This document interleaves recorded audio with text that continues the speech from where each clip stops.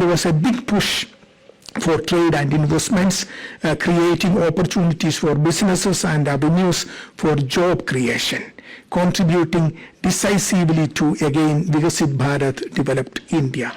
Given the Dutch expertise in semiconductor, green energy, water, these were very big focus areas.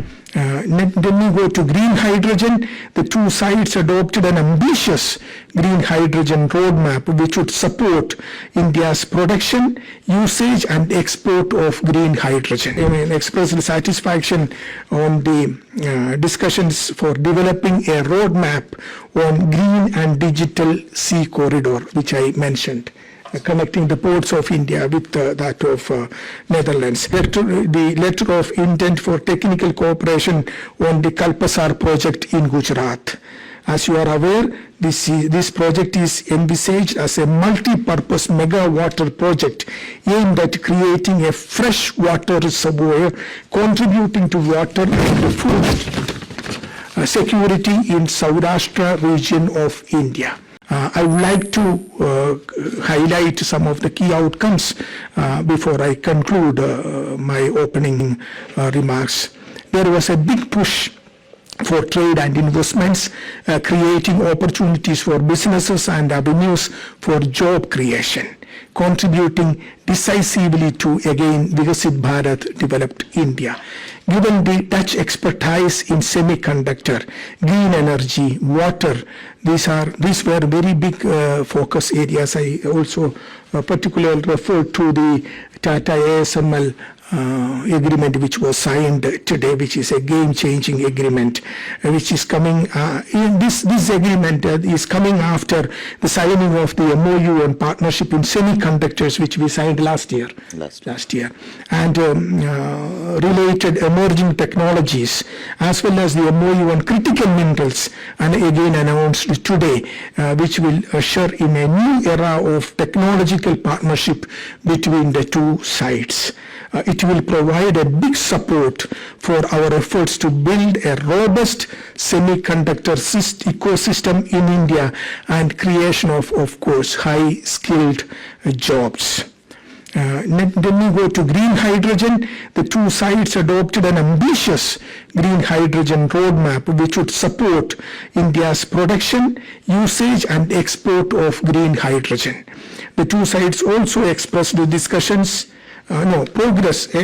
expressed satisfaction on the discussions for developing a roadmap on green and digital sea corridor, which I mentioned, connecting the ports of India with that of Netherlands. Another big outcome was the letter of intent for technical cooperation on the Kalpasar project in Gujarat.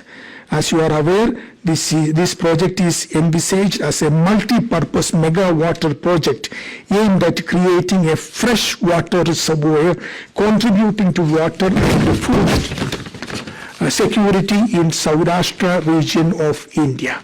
The two sides already share a strong collaboration in water sector and have a strategic partnership on water. The Dutch has a strong expertise in this area, and the Kalpasar project has similarities with the dike in the north of the Netherlands. How do you? Afsluitdijk. Afsluitdijk, yes. In the north of Netherlands, whose primary objectives were flood protection and land reclamation. Both prime ministers are scheduled to visit the site tomorrow. The two sides also discussed further enhancing defense ties, including defense industrial collaboration, building on the letter of intent on defense cooperation signed last year, and the Netherlands joining IPOI, Indo-Pacific Oceans Initiative. Again, a very important initiative which is growing, which is building partnership in the Indo-Pacific region. Now let me touch upon a very important agreement again signed today, which is the MOU on mobility and migration, which is very significant. It would open new opportunities for Indian students and skilled professionals. This is also complemented by stronger collaboration on the education sector through the MOU on higher education, as well as the agreement between Nalanda and Groningen universities. Nalanda, as you know, is a university which has come up in a civilizational connect. It has become one of the very important civilizational project in India in the early centuries, in the third and fourth century onwards. This Nalanda University was one of the biggest educational centers in the world. And then recently the government has again taken the initiative to rebuild the university, and it has come up. I had the occasion to visit the university a few months back. It's huge, and it is tying up various engagements with various other universities, and one of them is now with the Netherlands University, which is a very important development. On culture, I already mentioned you about the restitution of the Chola copper plates, which is again a major outcome. The outcomes from the visit reflect the growing depth and breadth of our relationship achieved in recent years, as well as the shared commitment of both countries to work together for mutual benefit, prosperity, and long-term cooperation.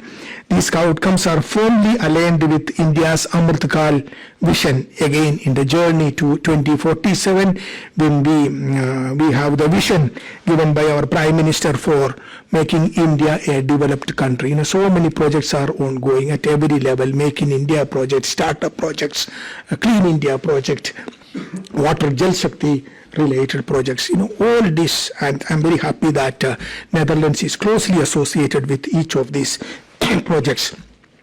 And this will lead to inclusive growth, strengthening economic resilience, accelerating the journey towards a Vikasit Bharat.